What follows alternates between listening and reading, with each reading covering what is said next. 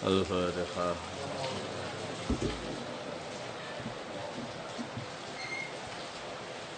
Mat, kencang. Loh.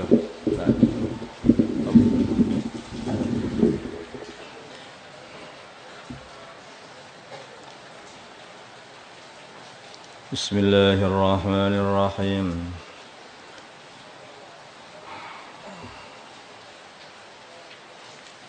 Minha saking bumi, khalinha dari bumi, khalaqnakum aku ciptakan kalian semuanya. Wa fiha dan di dalam bumi, nu'idukum aku kembalikan kalian semuanya, dikubur semuanya di bumi setelah mati.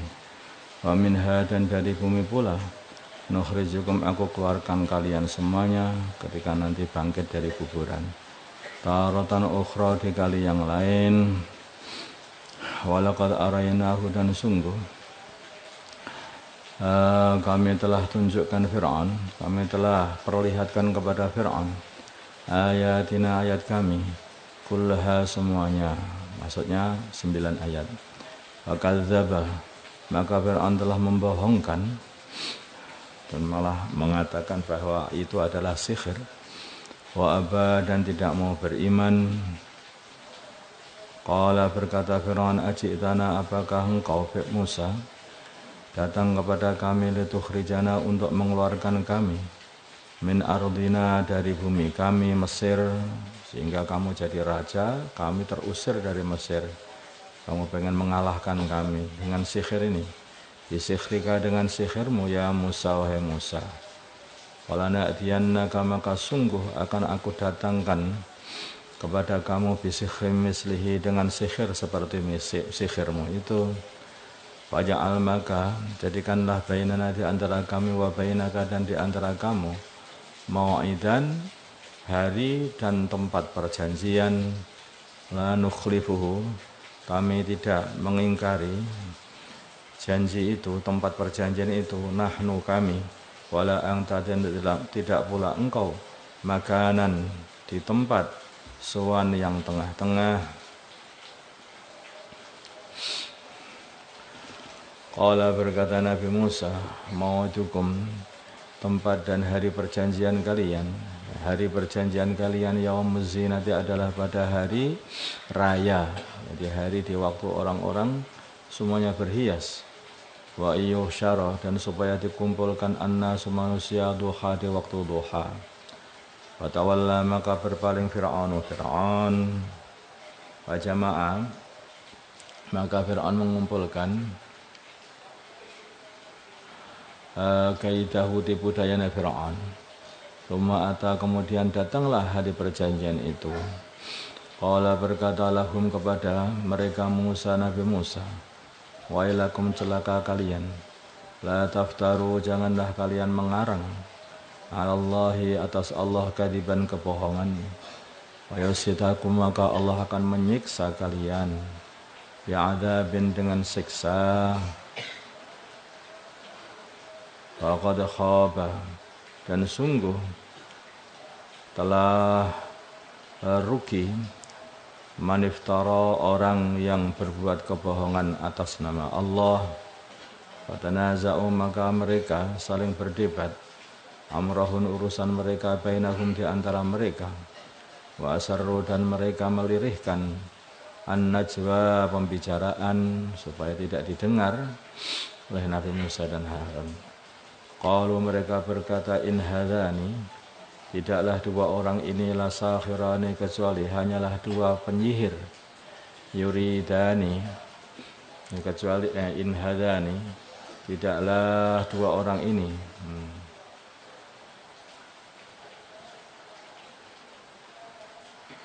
in sesungguhnya dua orang ini hadani dan yaitu dua orang ini la sakhirani sungguh dua orang penyihir. Innahuma hadani in sesungguhnya hadani dua orang ini la sakhirani sungguh dua penyihir, yuridani yang menginginkan keduanya, ayyukhrijakum untuk mengeluarkan kalian semuanya min ardikum dari bumi kalian, bisikhrihima dengan sihir mereka berdua, Nabi Musa dan Harun. Wa yadhhaba dan mereka berdua mau menghapus bitariqatikum dengan jalan kalian al-muslah yang unggul, yang mulia. Fa'ajmi'u maka kumpulkanlah sekalian semua kaidakum tipu daya kalian. Tsumma kemudian datanglah kalian soffan dalam keadaan berbaris. Jumlah mereka ini ada 72 penyihir. Laqad aflaha dan sungguh telah beruntung al-yawma pada hari ini man ista'ala orang yang menang. Qalu mereka berkata ya Musa wahai Musa imma ang tulqiyah ada kalanya kamu yang melemparkan dulu wa imma an nakuna awwala man alqa dan ada kalanya kami yang awalnya orang yang melemparkan tongkat-tongkat ini. Ayo gimana ini? Kamu yang dulu atau kami yang dulu? Ya Allah. Jadi mereka itu membawa tongkat-tongkat dan mereka membawa tali-tali penyihir-penyihir itu. 72 penyihir.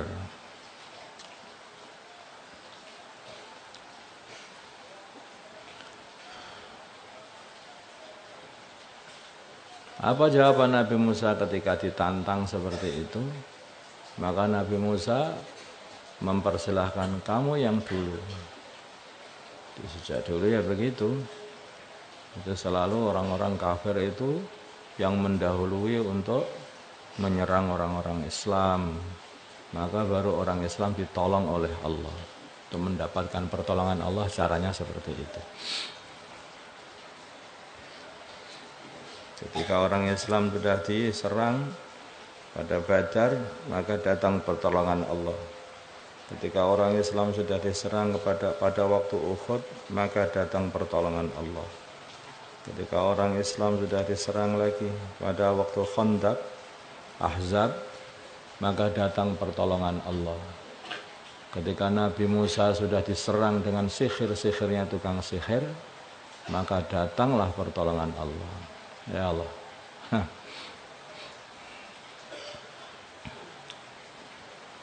Ketika Nabi Musa sudah dikejar-kejar oleh Fir'aun, maka datang pertolongan Allah. Karena di sini ini ada amma yujibul muttarra idza da'a. Allah itu akan selalu menolong orang-orang sudah kepepet. Nah, biasanya orang itu kalau sudah kepepet, hatinya itu makin dekat kepada Allah. Pengen kepepet, sarannya udah aja. Diceritakan dalam Al-Quran, kalau seseorang itu sudah berlayar di lautan dan datang angin mengombang-ambingkan perahu, maka disitulah sudah bapaknya tidak berlaku, kakaknya tidak berlaku, temannya tidak berlaku, rajanya sudah tidak berlaku. Yang berlaku satu saja, yang diingati satu saja. Ya Allah, ya Allah, ya Allah, ya Allah. Sudah begitu manusia itu. Kalau sudah kepepet, ya Allah, ya Allah. Bahkan orang-orang yang mereka ini, ada satu cerita ini. Betul ini cerita ini. Yaitu ada orang-orang yang mereka itu lagi di gereja. Kemudian gerejanya terbakar. Kepepet ini. Pastornya enggak bisa menolong, pendetanya enggak bisa menolong, Yesusnya enggak bisa menolong. Akhirnya apa? Allahu Akbar, Allahu Akbar. Ya Allah. Terus nanti syirik lagi kalau sudah aman, syirik lagi, mengsekutukan Allah.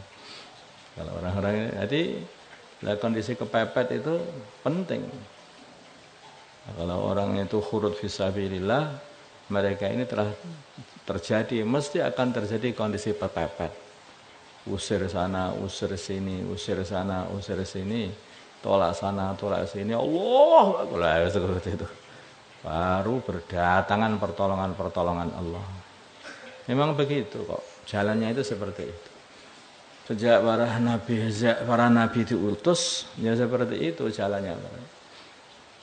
Mereka ini sudah kepepet, itu saya.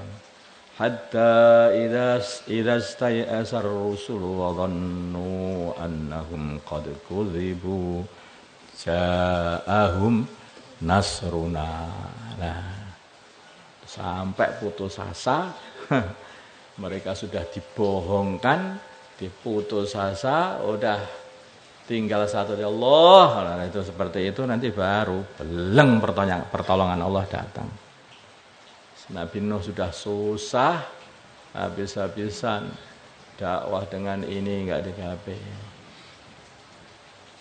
Dengan terang-terangan enggak digubris, dengan sembunyi-sembunyi enggak digubris. Masya Allah, diajak untuk supaya minta ampun kepada Allah, tidak diperhatikan.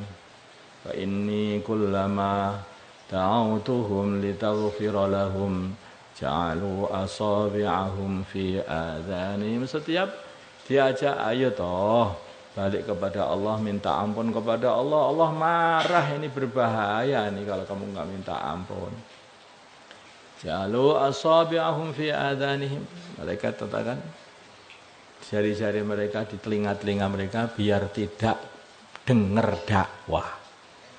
Didakwahi panjenengan menyakitkan sekali kepada orang-orang kafir. Makanya orang kafir itu kalau didakwahi itu kupingnya sakit sehingga ditutup. Kalau sudah enggak bisa nutup, ngamuk akhirnya. Ya seperti itulah. Marah. Nah, ketika sudah kepepet, ya udah Allah datang. Ja'ahum nasruna.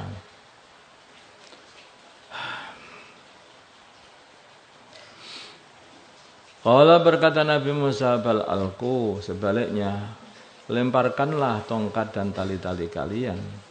Faida, maka ternyata khibaluhum, tali-tali mereka, wa isiyuhum, dan tongkat-tongkat mereka, yukhayyalu, dikhayalkan, ilaihi, kepada Nabi Musa, ditampakkan ilaihi, kepada Nabi Musa, min sihrihim, dari sihir mereka, anna, sungguhnya tongkat-tongkat dan tali-tali itu hidup tas'a, merayap di tanah, kayak seperti merayap di tanah, disihir Nabi Musa.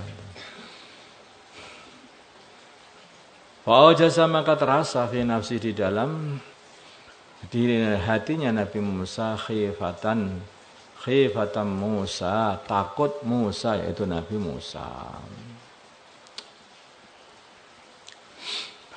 Ya Allah. Qulna, aku berkata, la takhaf, janganlah kamu takut. Karena ada banyak ular banyak sekali merayap mengarah kepada Nabi Musa. Nabi Musa takut. Tetapi ketika Allah sudah berkata kepada Nabi Musa, qulna, kami berkata kepada Nabi Musa, la takhaf, jangan takut. Siap? Nah, inilah Nabi Musa ini. Orang itu biasa, takut itu ya artinya normal. Kalau enggak takut, takutnya ya memang dia itu akalnya belum nyampe. Enggak takut. Anak kecil enggak takut sama ular, enggak takut kalau jengking, enggak takut. Jadi orang yang normal, orang yang pintar itu takut. Tapi orang pintar kalau sudah diperintah oleh Allah, jangan takut, siap. Nah, 40 hari, oh, gimana? Jangan khawatir, siap. Gitu. Itulah orang yang pintar, itu namanya itu. Maka Allah berkata kepada Nabi Musa, la takhaf, jangan takut, siap. Innaka, sungguhnya kamu Musa, anta, kamu al-a'la, yang menang. Wa alqi, dan lemparkanlah ma fi yaminika, tongkat yang ada di tangan kananmu. Talqah, maka tongkat itu akan memakan masanau, apa yang mereka telah buat, yaitu tongkat-tongkat tukang sihir Dan tali-talinya dimakan semuanya oleh tongkatnya Nabi Musa.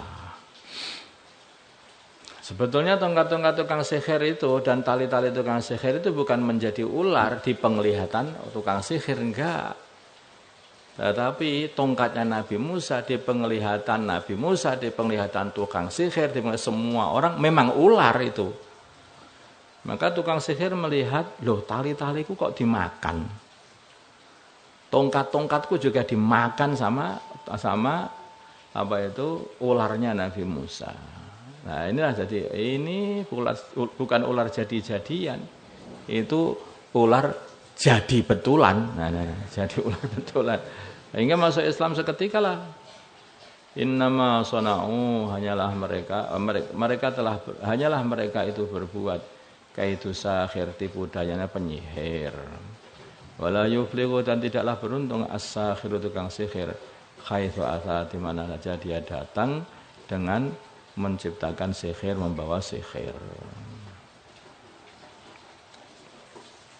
Kemudian Nabi Musa kemudian terus melemparkan tongkatnya. Faulqiya maka disungkurkan as-sahara tukang-tukang sihir sujadan dalam keadaan sujud. Mereka tersungkur dalam keadaan sujud karena faham ini betul-betul nabi dari Allah SWT. Ini betul utusan Allah. Karena yang dibuat ini bukan sihir. Kami kira sihir, beritanya katanya sihir. Ternyata bukan sihir, ini betulan. Ini yang bisa menciptakan seperti ini hanyalah yang bisa menciptakan alam semesta, yang bisa menciptakan manusia, jin, semua hewan-hewan ini semuanya. Tongkat menjadi ular, ular menjadi tongkat.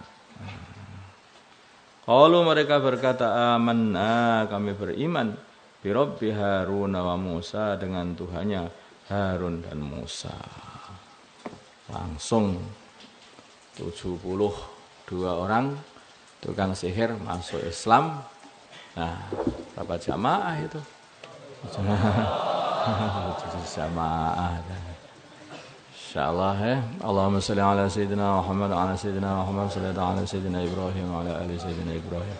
Barik ala sayyidina Muhammad wa ala sayyidina Muhammad wa ala sayyidina Ibrahim wa ala sayyidina.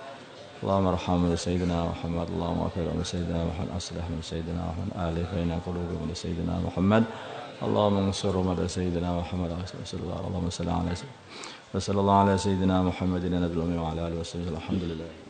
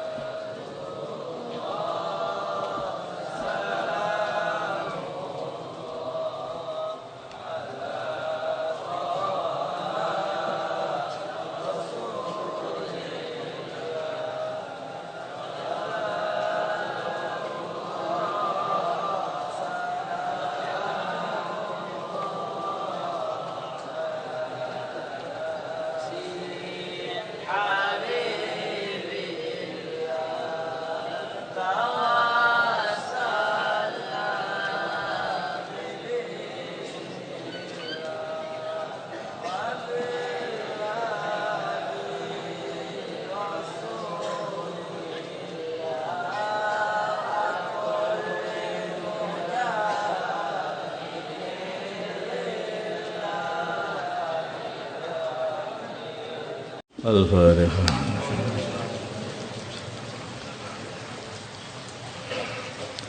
Bismillahirrahmanirrahim. Keputusan Masail Rabu 14 Jumadil Ula 1447 Hijriah 5 November 2025 Masail. Masalah membuat cas gratis di masjid. Membuat tempat ngecas HP gratis di masjid maksudnya. Bagaimana hukum membuat tempat ngecas HP gratis di masjid dengan tujuan memakmurkan masjid? Jawabnya adalah tidak boleh, karena tindakan tersebut tidak tergolong perbuatan yang memakmurkan masjid. Alasannya, datangnya orang ke masjid belum cukup dikatakan sebagai memakmurkan masjid dengan hanya datang untuk mengecas HP-nya di masjid. Kedua, listrik masjid adalah listrik subsidi untuk keperluan masjid, bukan untuk ngecas HP orang di jalan. Adanya HP di masjid itu sangat mengganggu suasana ibadah dalam masjid. Jadi ini nggak dibenarkan. Apalagi malah ada masjid itu sepi biar rame katanya, terus dikasih wifi. Banyak anak muda yang datang ke masjid bukan sholat, tapi karena pengen cari wifi gratis. Nah ini yang seperti itu, ini bukan alat untuk memakmurkan masjid, justru itu malah menjadikan masjid dari tempat yang tidak memuliakan masjid. Perbuatan seperti ini tidak benar. Kalau pengen memakmurkan masjid, ya hidupkan masjid itu 4 amal. Hidupkan dakwah, hidupkan ta'lim wa ta'alum, hidupkan zikir ibadah. Nah, hidupkan di masjid itu untuk melayani masyarakat. Maka jadilah masjid itu makmur, bukan mendatangkan orang-orang yang pengen mencari wifi gratis atau ngecas HP di masjid. Nah, kalau hanya sekedar banyaknya orang di dalam masjid dibuat untuk jual beli juga rame. Ya enggak boleh, itu bukan memakmurkan masjid. Paham? Jika sebab lupa seorang imam menambah bilangan rakaat zuhurnya menjadi 5 rakaat. Sedangkan dalam jamaah tersebut ada makmum masbuk yang terlambat 1 rakaat. Pertanyaan, apakah yang seharusnya diperbuat oleh makmum? Jawabnya, mengingatkan imam dengan mengucapkan subhanallah bagi laki-laki dan menepuk tangan bagi wanita. Namun apabila imam tetap menambah rakaat, maka makmum baik yang masbuk ataupun yang muwafiq memiliki antara 2 perkara: menunggu imam dalam tasyahud akhir, menunggu, kemudian salam bersama dengan imam bagi makmum muwafiq yang sholatnya bareng sama imam, dan berdiri menyempurnakan rakaatnya setelah salamnya imam bagi makmum masbuk. Dan ini yang paling utama. Ada lagi cara lagi, yaitu mufarakah, niat memisahkan diri dari imam dengan melanjutkan dengan sholat sendiri. Misah dari imam, melanjutkan sholatnya dengan sendiri tanpa mengikuti jamaahnya imam, karena imam telah keliru di dalam menambahkan 1 rakaat yang kelima tadi. Maka jangan diikuti itu, jangan ikut makmum. Ketika makmum masbuk mengikuti imam yang menambah rakaat yang kelima tadi, maka apakah rakaat tambahannya imam sudah dianggap melengkapi kekurangan rakaat makmum masbuk tersebut, sehingga ia tidak perlu menambah 1 rakaat lagi, atau tidak mencukupi? Jawabnya diperinci, kalau makmum mengetahui bahwa rakaat terakhir tadi yang dikerjakan oleh imam adalah rakaat kelima, rakaat tambahan, kok terus malah tetap diikuti, maka sholatnya makmum batal. Kalau makmum tidak tahu bahwa rakaat terakhirnya imam adalah rakaat yang kelima, rakaat tambahan, maka sholatnya makmum sah dan ia tidak perlu menambah 1 rakaat lagi, karena perasaannya tadi dia itu sudah sholat 4 rakaat bersama imam muwafiq bareng sama imam, kan gitu kan, nggak ngerti perasaannya sampai ngelamun dikit itu saja. Nggak ngelamun, yang ngerti lah misalnya. Masalah di Jumatan di sekolah. Sebuah sekolah menengah atas SMA membuat peraturan bahwa semua siswanya diharuskan mengerjakan sholat Jumat di masjid sekolah. Pihak sekolah membuat kebijakan demikian dengan alasan kalau siswanya diperintahkan sholat di masjid jami yang di kampung itu, yang berada di dekat sekolah tersebut, justru malah main dan tidak mau sholat. Bahkan sebagian mereka langsung pulang malahan. Di sisi lain, masyarakat setempat tidak setuju kalau pihak sekolah mengadakan Jumatan sendiri, mengingat sekolah yang ada masih dalam suatu kampung. Pertanyaan, bagaimana hukum mengadakan sholat Jumat di sekolah sebagaimana dalam permasalahan di atas? Yang di masalah itu hukumnya lah ya. Di atas, mengingat yang hadir hanya guru dan siswa saja. Tidak ada orang tempatan, orang-orang jauh-jauh gitu, yang sholat itu. Dan bersebelahan dengan masjid jami. Dan lagi pula bersebelahan dengan masjid jami. Ini cari madhab yang membolehkan ya. Menurut madhab Hambali, yang membolehkan madhab Hambali. Menurut madhab Hambali diperbolehkan mengadakan Jumatan, tetapi sebaiknya mengulangi Jumatannya tadi dengan sholat zuhur. Jadi diikuti sholat zuhur. Karena di situ itu mereka ini bukanlah mustautin. Maka ya diikuti sholat zuhur, sebaiknya begitu. Lagi kalau orang jauh kan tidak, itu orang jauh-jauh ya, tidak bisa mendirikan Jumatan kan masalahnya. Ini masalah hukumnya. Sebetulnya ya, kalau masalah hikmahnya ya lain lagi, apalagi di situ itu tempat yang tidak dibolehkan oleh orang kampung untuk membuat Jumatan sendiri. Maka ya sebaiknya kalau bisa ya tetap Jumatan dengan di masjid jamek di kampung situ. Kemudian dengan cara diabsen itu siswanya. Itu berangkat itu di absen, balik lagi di absen. Kalau sampai tidak balik lagi ke kelas itu dengan jumlah yang sama, maka di alfa selesai masalah. Ada begitu. Itu ya. Semoga Allah kasih paham. Allahumma salli ala sayyidina Muhammad wa ala sayyidina Muhammad wa salli ala sayyidina Ibrahim wa ala ali sayyidina Ibrahim.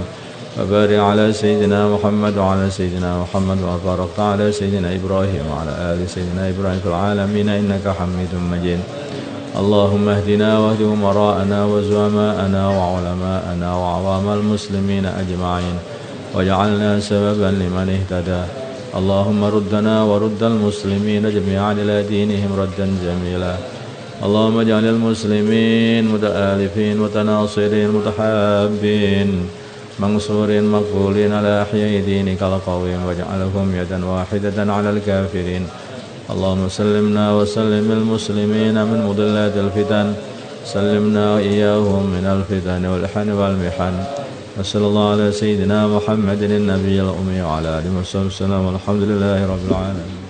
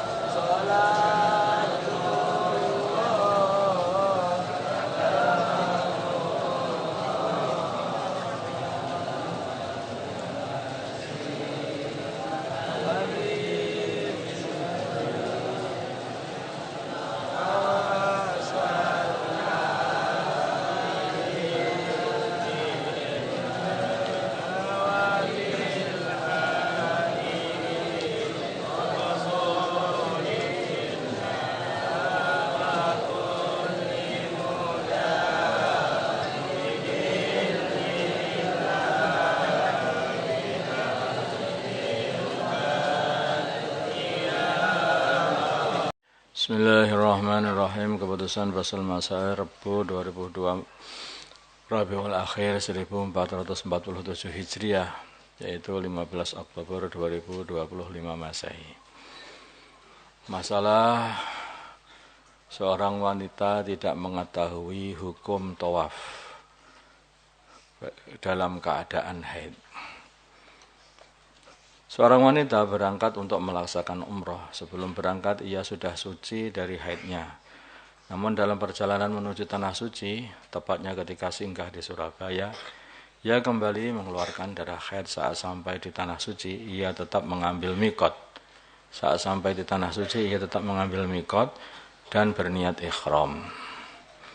Kemudian yang ini melaksanakan tawaf, sa'i dan tahallul sebagaimana biasa. Ia melakukan hal itu karena tidak tahu bahwa tawaf harus dilakukan dalam keadaan suci, termasuk suci dari haid. Ia juga menyangka haidnya akan segera selesai, sebab sebelumnya memang sudah suci sebelum keberangkatan. Setelah beberapa waktu, darah haidnya berhenti, lalu ia bersuci kembali dan mengambil mikot lagi, kemudian mengulang tawaf, sa'i dan tahallul. Hal ini terjadi beberapa kali selama 5 hari berada di Mekah. Karena ia ragu dengan kondisi dirinya, setelah pulang ke tanah air sekitar 1 bulan kemudian, barulah ia mengetahui bahwa tawaf dalam keadaan haid itu tidak sah. Pertanyaan, bagaimana status umroh wanita tersebut? Jawab, umrohnya yang pertama dianggap belum selesai, namun tertambal dengan umroh yang kedua, maksudnya sudah sah.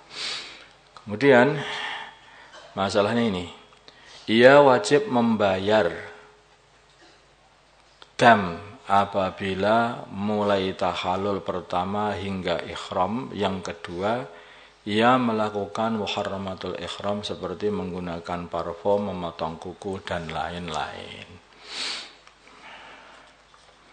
Nah, seperti itu. Itu kalau dia itu melakukan muharramatul ikhram. Tapi kan ya kemungkinan besar begitu. Ya, tapi bisa ditanyakan dengan yang bersangkutan. Maksudnya seperti itu. Dilema anak hasil hubungan haram. Ada seorang wanita yang dia ini adalah anak dari hasil zina. Alhamdulillah. Yang mana sebelum dia lahir, pria yang menzinai ibunya menikah dengan ibunya. Dan ketika anak perempuan tadi besar dan hendak menikah, maka hakim menikahkan anak perempuan tadi dengan menisbatkan ia ke laki-laki yang menzinai ibunya tadi, yaitu dengan menyebutkan Fulanah binti Fulan yang menzinai ibunya dulu, bukan dengan menyebutkan Fulanah binti Fulanah ibu kandungnya, seharusnya ibu kandungnya. Pertanyaan, apakah sah pernikahan seperti deskripsi di atas? Pernikahan tetap sah jika, jawabnya, pernikahan tetap sah jika yang dikehendaki oleh calon suami sudah tahu, dan wali hakim, ya, jika ketika akad adalah wanita tersebut, adi Fulanah anaknya Fulanah itu tahu, sudah diketahui memang itu juga bukan anak sah, itu sudah diketahui, itu anaknya ibunya. Kalau gitu nanti nikahnya juga sah. Tapi kalau sebaliknya dikira itu adalah anak sahnya bapaknya itu tadi, maka itu ya belum bisa sah, bukan anaknya hakikatnya. Jasa penerawangan korban atau barang hilang. Sering terjadi peristiwa kehilangan yang terkadang tak bisa diselesaikan dengan sistem atau teknologi canggih. Di antaranya orang yang hilang terbawa arus sungai, tertimbun tanah longsor, barang hilang, dan lain-lain. Sehingga beberapa masyarakat menggunakan cara kuno seperti meminta tolong paranormal, orang-orang pintar untuk menerawang korban atau barang-barang yang hilang tersebut. Dan hasilnya banyak di antara korban dan barang hilang yang ketemu juga, ada juga. Pertanyaan, bagaimana hukum menggunakan jasa paranormal atau orang pintar dalam upaya pencarian korban atau barang hilang sebagaimana deskripsi di atas? Jawabnya, hukum menggunakan jasanya adalah haram karena hukumnya sama seperti mendatangi seorang dukun atau orang pintar, itu nggak boleh. Solusinya adalah dengan membaca doa amalan barang hilang. Ya jami'an nas liyawmil la raiba fi isma' baini wa baina dhalati, itu doanya datang sendiri. Masalah dukun, kahin adalah orang yang menyampaikan kabar mengenai perkara yang akan terjadi di masa yang akan datang dan mendakwa bahwa ia mengetahui perkara-perkara gaib dan rahasia. Itu namanya kahin atau dukun. Arraf, orang pinter, adalah orang yang mengetahui letaknya barang yang hilang dan barang yang dicuri dan mengetahui orang yang mencuri barang tersebut. Ini juga sering terjadi salah. Sehingga orang nggak salah apa-apa digebuki. Hati-hati dengan hal itu, hanya mengada-ngada. Kadang-kadang banyak ngarangnya. Kebanyakan yang ngarangnya. Malah justru mungkin yang ahli ya para polisi itu yang sudah terlatih bagaimana cara mencari barang hilang, cara mencari pencuri. Itu malah orang-orang yang sudah terlatih itulah seharusnya. Di zaman sekarang muncul beberapa bahan tambahan Di zaman sekarang muncul beraneka ragam jenis bahan tambahan yang terdapat pada makanan, mulai dari pewarna buatan, pengawet, penyedap rasa seperti MSG, yang mana bahan-bahan tersebut tidak memiliki banyak manfaat, bahkan bisa memicu beberapa penyakit. Itu hanya untuk merasakan biar tambah enak atau tambah awet begitu saja, atau tambah menarik karena dikasih warna-warna, dan kadang-kadang malah banyak memicu beberapa penyakit. Pertanyaan, bagaimana hukum mengkonsumsi makanan dengan campuran bahan tambahan yang bisa memicu beberapa penyakit tertentu? Jawabnya ini selama bahan-bahan tersebut terbuat dari bahan yang halal dan di dalam mengkonsumsinya tidak melewati takaran yang ditentukan oleh kedokteran, itu yang dianggap masih aman, maka masih boleh. Selama bahan-bahan tersebut terbuat dari barang halal, dan di dalam mengkonsumsinya tidak melewati takaran yang telah ditentukan oleh kedokteran, takaran aman maksudnya yang telah ditentukan oleh kedokteran, maka itu boleh. Karena seperti micin, barang itu kan banyak sekali efek sampingnya itu. Ya, kalau sedikit, kalau bagi bagian kesehatan mengatakan itu masih takaran aman. Tapi kalau seumpama orang itu makan micin 1 piring itu setiap hari, ya insya Allah cepat ke akhirat ya, gitu itu. Itu portal ke akhirat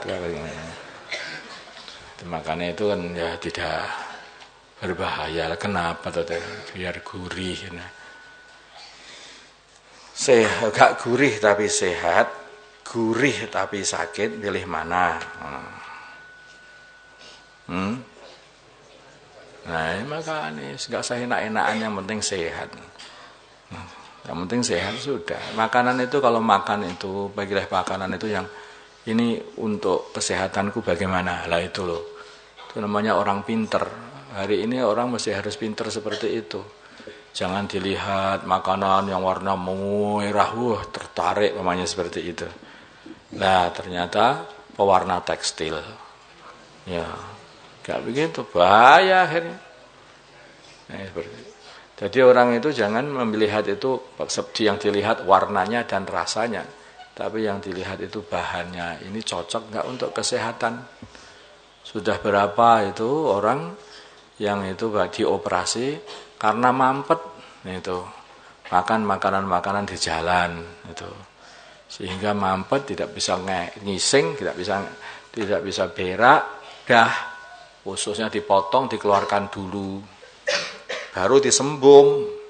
Nah, kalau nyembungnya salah, nanti dibuka lagi, kemudian disembung lagi. Nah, kalau salah lagi, ya dibuka lagi, disembung lagi nanti. Nah, hati-hati makanya. Hati-hati, kita ini mesti harus menjaga kesehatan. Itu udah lihat, itu baca makanan-makanan baginda Nabi. Baginda Nabi makanan sederhana, tapi justru kalau kita lihat itu adalah makanan yang paling sehat. Dan cara makan juga tidak pernah dipenuhi perut itu. Itulah cara makan yang paling sehat. Itu baginda Nabi. Dan makanya itu beliau ini kalau pagi sebelum zawal itu makan, nanti setelah zawal sudah makan sehari sekali saja. Idza taghadda la yata'asha wa idza ta'asha la yataghadda. Nabi itu bila makan sebelum jam makan siang, sudah makan siang tidak makan sore. Kalau tidak makan siang paling nanti makan sore. Dan kadang-kadang 2 bulan pun nggak makan kurma saja. Itu puasa diperbanyak. Dengan banyak puasa, banyak datang kesehatan. Sumu tasihhu, kata Nabi. Berpuasalah kalian, maka kalian akan dapati kesehatan. Repot-repot cari kesehatan gini, kesehatan itu, jamu ini, jamu itu. Lah, nang puasa ya sudah, selesai. Selesai masalah, itu puasa. Dan ini juga orang-orang ahli kesehatan sudah meneliti urusan puasa itu, ternyata betul itu meningkatkan imunitas tubuh. Sehingga banyak penyakit-penyakit bisa diselesaikan dengan puasa.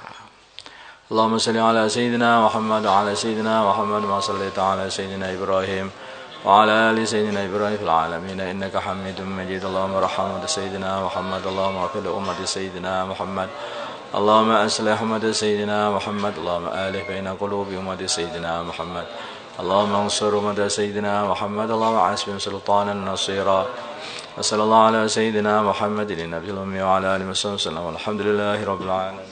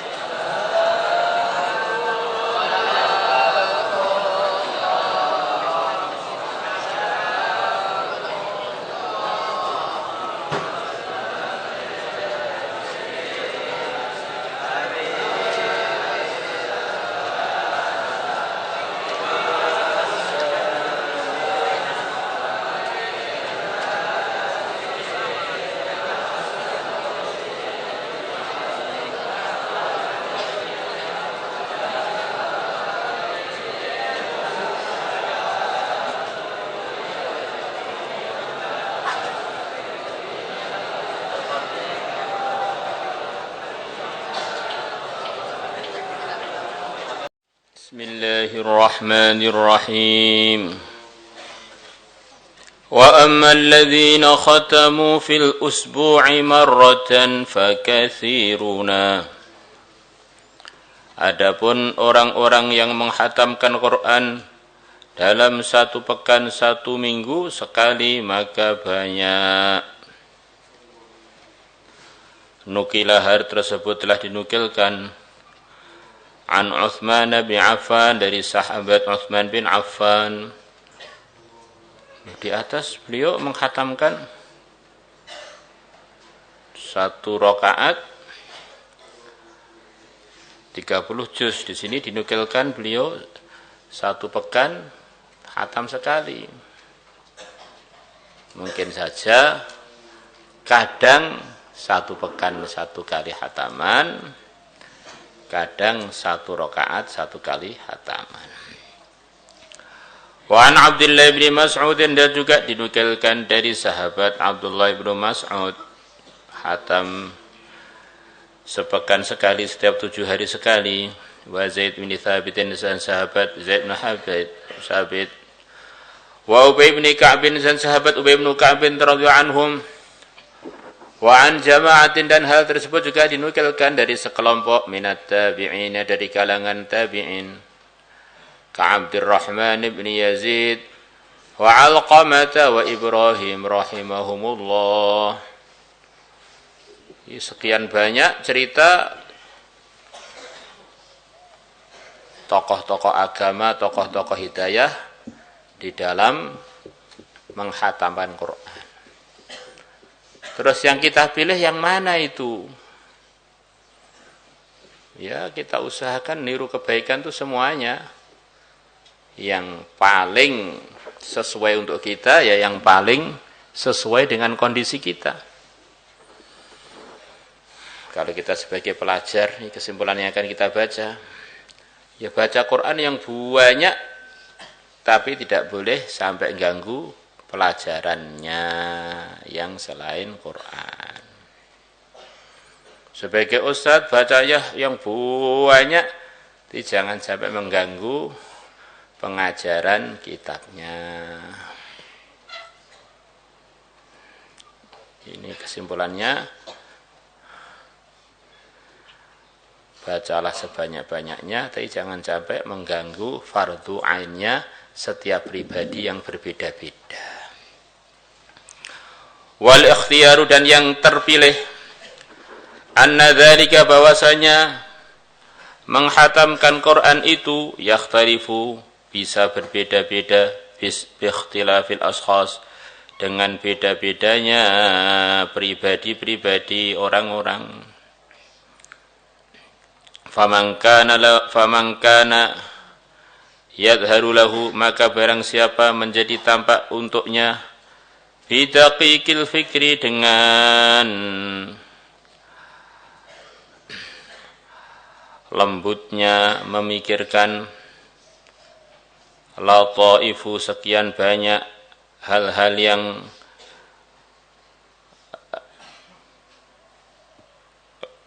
yang rumit yang bisa difahami, lataif, hal-hal yang rumit-rumit yang bisa difahami, wa ma'arifu, dan sekian banyak pengetahuan. Ya ada orang memang sudah sampai kapasitas, kalau dia ini baca Quran dengan mikir, dengan jeli, akan tampak hal-hal lataif, jamaknya latifah, hal-hal yang lembut, hal-hal yang rumit yang tidak tercerna kalau dengan tergesa-gesa, yang tidak tercerna kalau dia bacanya kebanyakan. Wa ma'arif, macam-macam pengetahuan yang bisa dia simpulkan dari membaca dengan mikir dengan jeli tadi. Maka orang yang posisinya seperti begini ini, makanya dia bisa mikir jeli kalau bacanya hanya 2 lembar, ya. Untuk dia cukup 2 lembar untuk diteliti dengan seteliti-telitinya. Falyaktasir, maka orang yang seperti ini supaya meringkas, maksudnya baca seukuran, ala qadri ma, atas kadarnya perkara, yahsulu lahu, yang terhasilkan untuknya, bihi, dengan ma, kamalu fahmi ma yaqra'uhu, sempurnanya memahami Quran yang dia membacanya. Segitu aja, supaya nanti muncul macam-macam lataif dan ma'arif dari baca dia sesuai kadar yang dia bisa memahami Quran dengan sebaik-baiknya. Wa kadza, dan begitu pula man, orang kana, yang adanya orang tadi, masyghulan, disibukkan, binasri ilmi, untuk menyebarkan ilmu, makanya guru fiqh, guru tauhid, dia sudah punya porsi untuk ngajar sekian jam, au ghairihi, atau sibuk selain menyebarkan ilmu, min muhimmatiddin, dari kepentingan-kepentingan agama, bangun masjid, bangun rumah, kepentingan-kepentingan agama. Wa masalihil muslimin amah, dan juga berkaitan dengan kebaikannya orang Islam secara umum, penanggung jawab perkantorannya orang Islam umpamanya. Falyaktasir, maka orang-orang yang seperti begini supaya meringkas untuk Qur'annya, supaya dia baca yang tidak mengganggu fardu ainnya dia tadi. Ala qadarin, atas ukuran, la yahsulu, yang tidak terhasilkan, yang tidak terjadi, bisa babi, dengan sebab ukuran tadi. Ikhlalun, mengurangi. Ikhlal itu mengurangi atau bahkan meninggalkan. Bima, dengan perkara, huwa, yang adanya dia, mursadun lahu, ditugaskan, diposisikan lahu untuk perkara tadi. Gara-gara alasan memperbanyak baca Quran umpamanya, sampai ngajarnya bolos, padahal santri sudah datang dari mana-mana, ini enggak pas. Atau gara-gara alasan dia memperbanyak baca Quran, akhirnya tugas dia umpamanya memikirkan perekonomian rakyat daerah itu terganggu. Wa illam yakun min haula'il madhkurin, dan kalau adanya orang itu bukan termasuk dari mereka-mereka yang telah disebutkan tadi, falyastakthir, maka dia supaya usaha memperbanyak baca Quran, ma amkanahu, sekemampuan dia, supaya banyak baca Quran sekemampuan dia. Banyak-banyaknya menurut maksimalnya kemampuan dia. Min ghairi hurujin, tanpa sampai keluar, ila haddil malali, sampai batasan bosan, wal hadramati, dan baca sampai gak jelas yang dibaca. Ya, perbanyak baca Quran itu jangan sampai sing penting banyak sampai bosan sik diwaca terus. Nah, itu nanti bisa kita malah kurang sopan dengan Quran. Atau saking poinginnya banyak, bacanya enggak jelas. Ini jadi maca Quran apa berdesis-desis, itu namanya hadramah. Bacaan yang sudah tingkatannya enggak dibenarkan oleh siapapun dari kalangan orang yang paham bacaan Quran.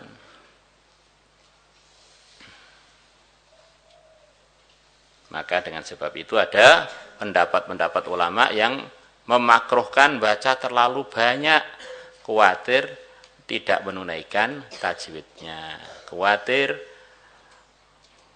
bosan, khawatir jadi kangennya dengan Quran kurang, macam-macam lah. Maka setiap orang itu bisa beda-beda.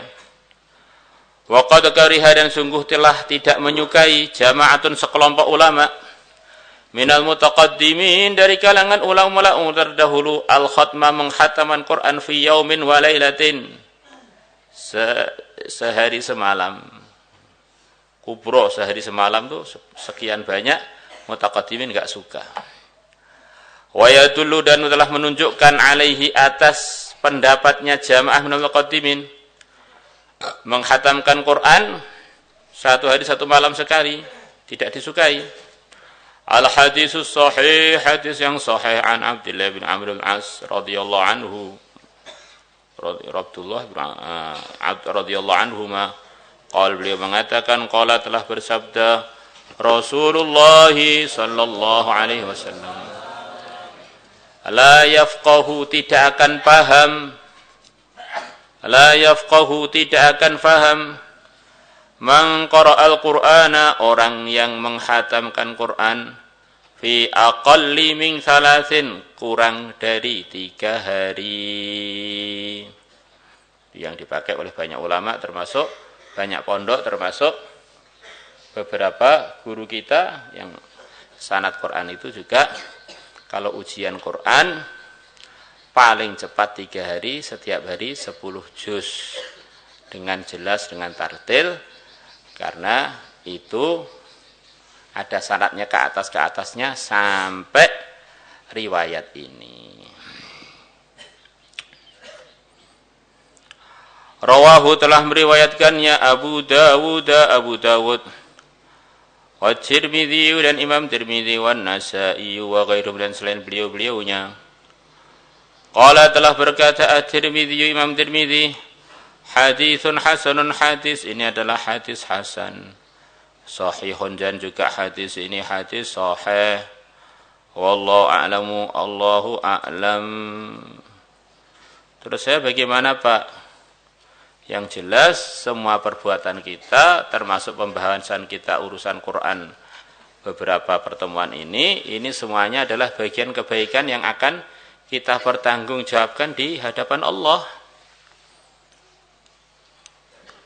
Jangan sampai kita enggak bisa menjawab kalau ditanya, kenapa kamu baca Qur'annya sehari khatam 2 kali?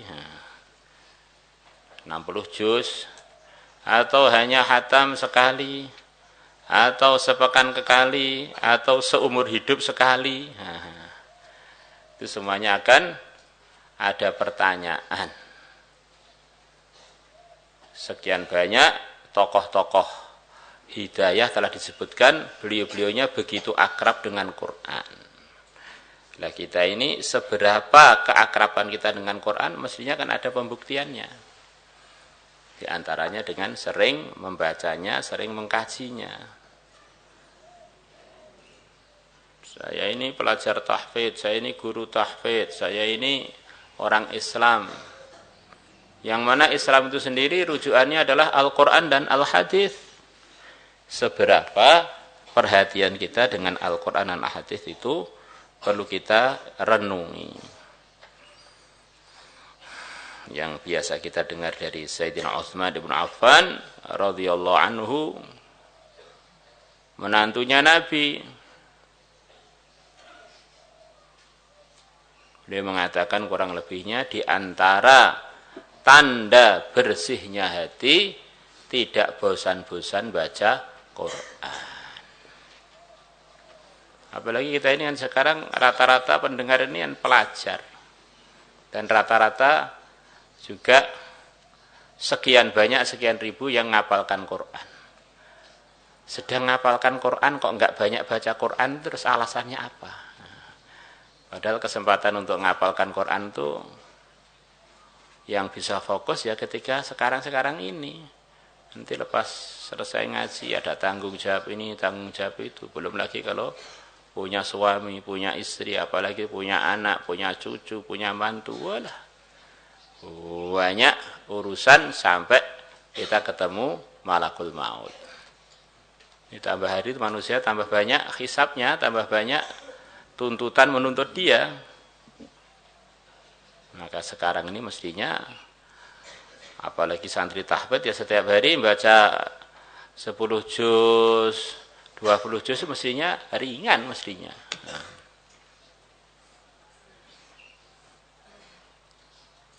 Karena kita ini sedang mursad, memang sedang dalam posisi sedang menghafal dan menjaga Quran, mestinya ya sebanyak-banyaknya ngulang Quran.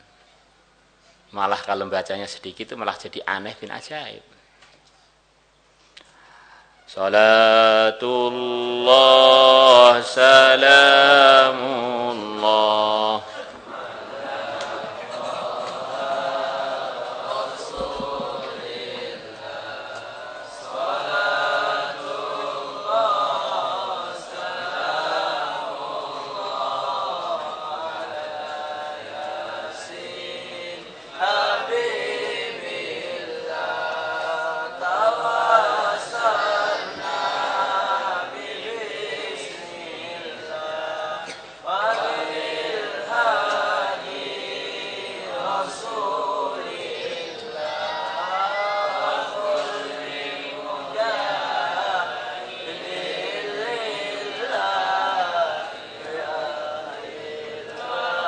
Al-Fatihah.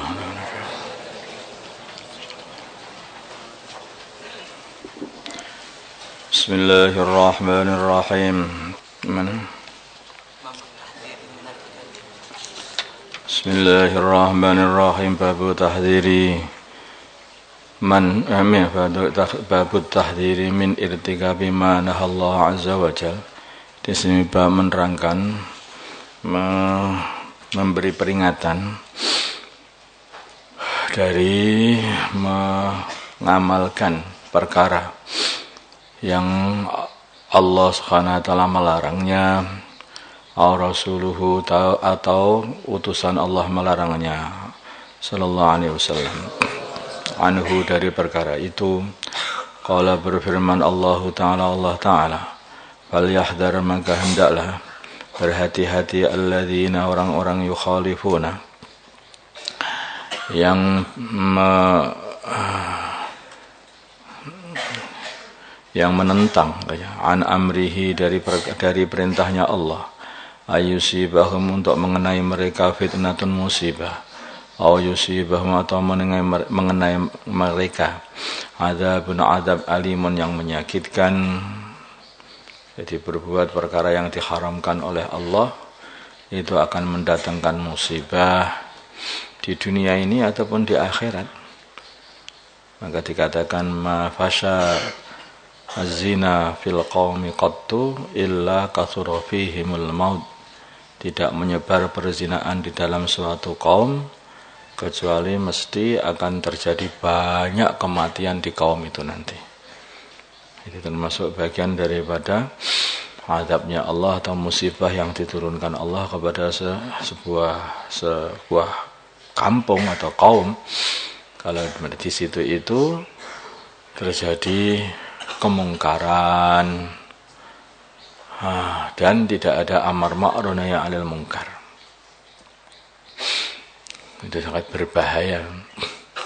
Waqala dan berfirman Allah Ta'ala wa yuhadzirukum, dan Allah memberi peringatan kepada kalian, medeni kalian.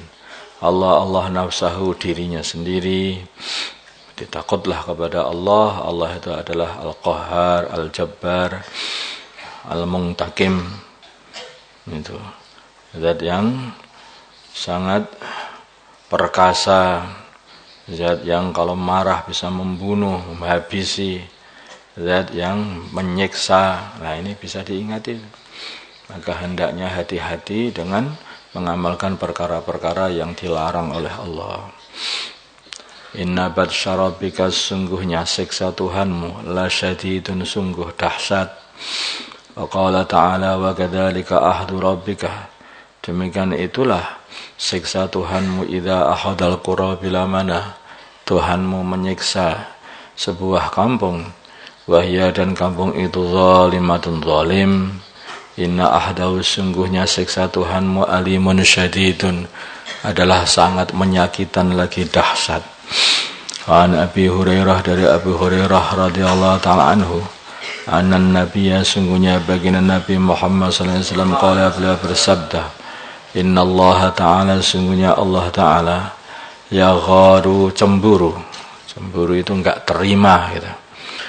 Wa ghairatallahi, dan cemburunya Allah, ayat dia kalau sampai mengerjakan almar'u, seseorang, ma harramallah, apa yang Allah haramkan, alaihi, kepada orang itu, muttafaqun alaih. Jadi kalau maksiat dikerjakan, Allah betul-betul enggak terima. Bisa-bisanya mengerjakan apa yang aku larang. Makan dengan makanan yang aku kasih, minum dengan air yang aku sediakan, tinggal di bumiku, di bawah langitku, dalam pengawasanku. Dulu bayi, kemudian aku rawat menjadi besar. Sekarang setelah besar lah kok menentang, ngamuk insyaallah. Bahaya itu. Itu hawa cemburu dengan seperti itu. Cemburu itu enggak terima.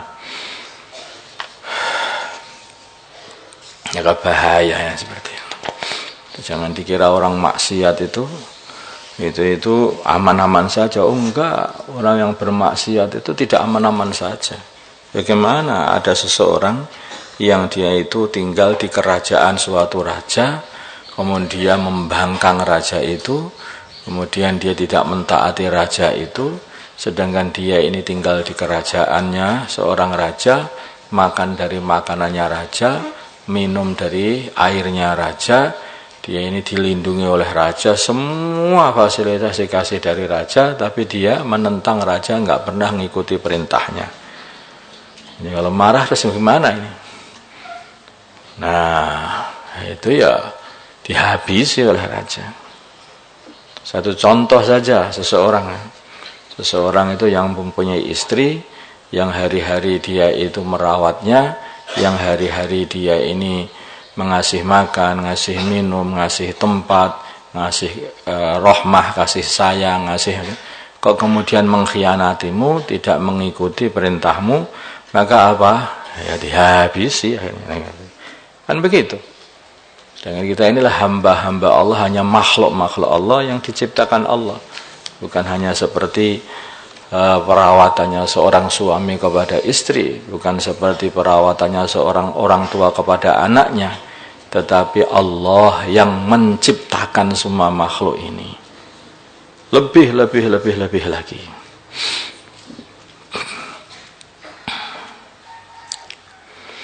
Babu ma ini bab menerangkan perkara yaquluhu yang mengatakan perkara itu wa yafalun dan berbuat perkara itu man irtakaba manhiyan anhu bagi orang yang mengamalkan perkara yang dilarang dari mengamalkan perkara itu.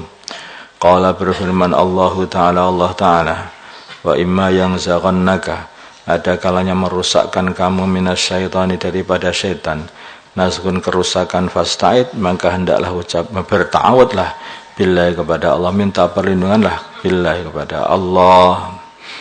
Kalau setan itu sudah mau mengganggu kamu, untuk merusak kamu, untuk melanggar perintah Allah, maka segera a'udzubillahi minasyaitonirrajim. Seperti Nabi Yusuf ketika sudah didatangi oleh wanita yang kurang ajar itu, maka Nabi Yusuf mengatakan ma'adallah. Jadi apa yang ada dalam Quran itu diamalkan oleh seluruh para anbiya. Waqala dan berfirman Allah Ta'ala innal ladzina sungguhnya orang-orang yattaqwa yang bertakwa idza massahum bila mengenai mereka taifun segolongan minasyaitani dari setan tadzakkaru maka mereka akan ingat kepada Allah karena sudah biasa ingat. Lah apa-apa itu kalau ada masalah biasakan ingat kepada Allah. Ada perkara yang menakjubkan ingat kepada Allah. Masya Allah. Ada perkara yang menakutkan ingat kepada Allah. Innalillahi wa inna ilaihi raji'un. Nah, terus biasakan ingat kepada Allah. Lah orang-orang takwa itu karena sudah biasa ingat kepada Allah. Ada setan yang membujuk, inilah indah sekali. Tadzakkaru innalillahi wa inna ilaihi raji'un. Ma'adzallah. Faidahum maka ternyata Faidahum maka tiba-tiba mereka mubsirun mengetahui, melihat ini batil, ini bahaya ini. Jadi kalau orang sudah kena setan, kadang-kadang sudah ditahu ini adalah bahaya, ini adalah satu kebatilan, dibablaskan saja. Kalah isin, lu berbahaya.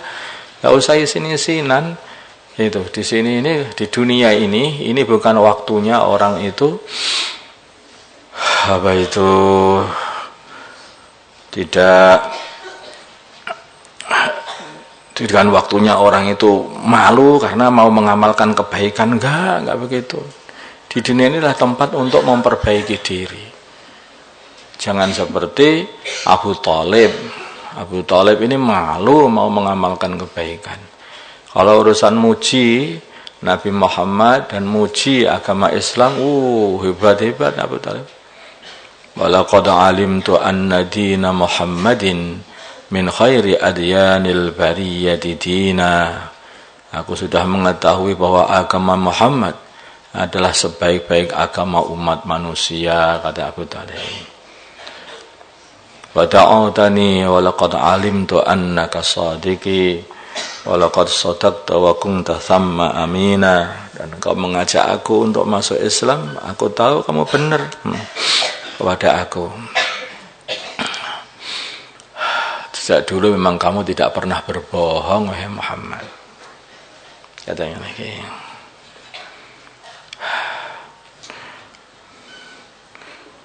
Laulal malamatu au khidari subbatan dan kalau bukan karena aku ini takut nanti dicaci maki sama teman-temanku atau nanti diumpat sama teman-temanku,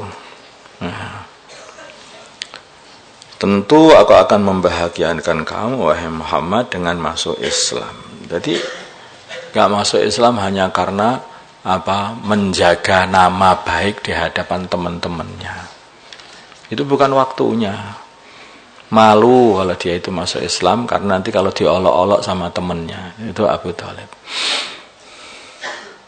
Maka akhirnya mati tidak kondisi masuk Islam. Lah di dunia ini juga seperti itu. Jangan berbuat seperti itu. Kalau melihat hak, maka faidahum mubsirun. Ini salah, harus ditinggalkan. Ini harus ditinggalkan. Ini benar. Ini harus diamalkan. Lah gitu loh. Orang seperti itu orang takwa. Waqalan berfirman Allah Ta'ala waladina dan orang-orang idza fa'alu bila mana mereka mengerjakan fahishatan perbuatan kotor Awdalamu atau mereka mengdolimi anfusahum diri mereka sendiri. Zakaru maka mereka ingat Allah wa fastaghfaru, maka mereka minta ampun kepada Allah lidunubihim untuk dosa-dosa mereka. Aman dan siapakah yaghfiru yang bisa mengampuni adzunuba dosa-dosa illallah kepada Allah. Walam yusirru dan mereka tidak meneruskan. Nah ini kalau sudah tahu ini adalah satu kesalahan, adalah satu dosa, maka tidak meneruskannya lagi. Berhenti. Nah, jangan teruskan. Walam yusirru dengan mereka tidak meneruskan alama fa'alu atas apa yang mereka kerjakan. Wahum ya'lamun sedangkan mereka mengetahui. Ulaika orang-orang yang mau berhenti berbuat zalim, berhenti membuat kesalahan, minta ampun kepada Allah untuk dosa-dosanya, ini jazaohum bagi mereka, jazaohum balasan bagi mereka, maghfiratun adalah pengampunan mir rabbihim dari Tuhan mereka. Ini semua ini permasalahan manusia di sini nih, Man. Di situ itu. Jadi kalau sudah salah itu nggak bisa berhenti. Sekadung basah sekalian nyemplung sekalian. Loh, lah nyemplung lah nyemplung taek ya. Lah sekadung taek pisan, loh nggak bisa, nggak begitu. Itu namanya kamu tidak menyayangi dirimu sendiri. Urusannya ini urusan panjang ini. Manusia tidak ada matinya nanti kalau sudah di akhirat. Lah kalau kamu pengen seperti itu jangan jadi manusia. Lah wis kadung jadi manusia ya harus betul-betul jadi manusia yang takwa. Kalau enggak ya jadi hina selama-lamanya. Wa jannatun dan surga-surga, pertamanan-pertamanan surga. Tadri yang mengalir min tahtiha dari bawahnya pertamanan surga. Al-anharu sungai-sungai. Khalidina mereka semua kekal fiha di dalam pertamanan surga. Wa ni'ma ajrul amilin dan surga-surga itu adalah sebaik-baiknya pahalanya orang yang sama amal, yang pada amal. Wa qala dan berfirman Allah Ta'ala, wa tubu dan tobatlah kalian semua ilallah kepada Allah jami'an semuanya. Ayyuhal mu'minun wahai orang-orang yang beriman, la'allakum semoga kalian tuflihun sama beruntung. Wa an Abi Hurairah dari Abu Hurairah radhiyallahu ta'ala anhu anin Nabi dari baginda Nabi Muhammad sallallahu alaihi wasallam. Qala bersabda baginda Nabi man barang siapa khalafa yang bersumpah faqala maka dia berkata fi khalafihi di dalam sumpah dia Billah wal Uzza berkata dengan hal Lata dan Uzza, demi Lata dan Uzza seperti itu. Fal yakul maka hendaklah dia itu berkata, ini di awal-awal Islam mungkin maksudnya karena dia ini sudah jadi kebiasaan. La ilaha illallah. La ilaha tidak ada Tuhan yang berhak disembah illallah kecuali Allah.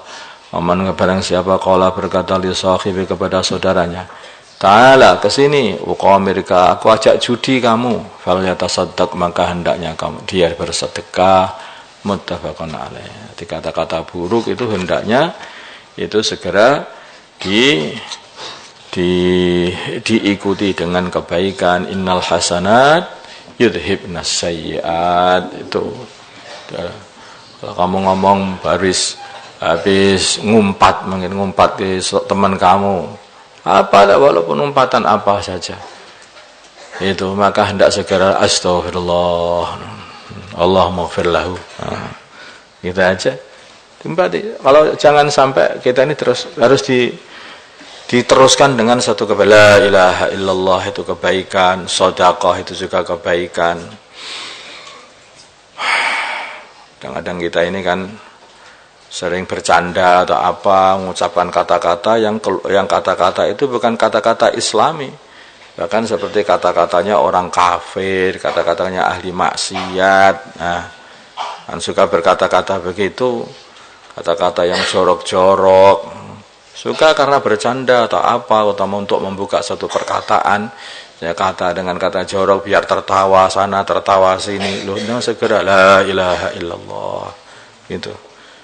Nah, itu satu keburukan, satu dosa yang tetap cepat-cepat diikuti dengan kebaikan.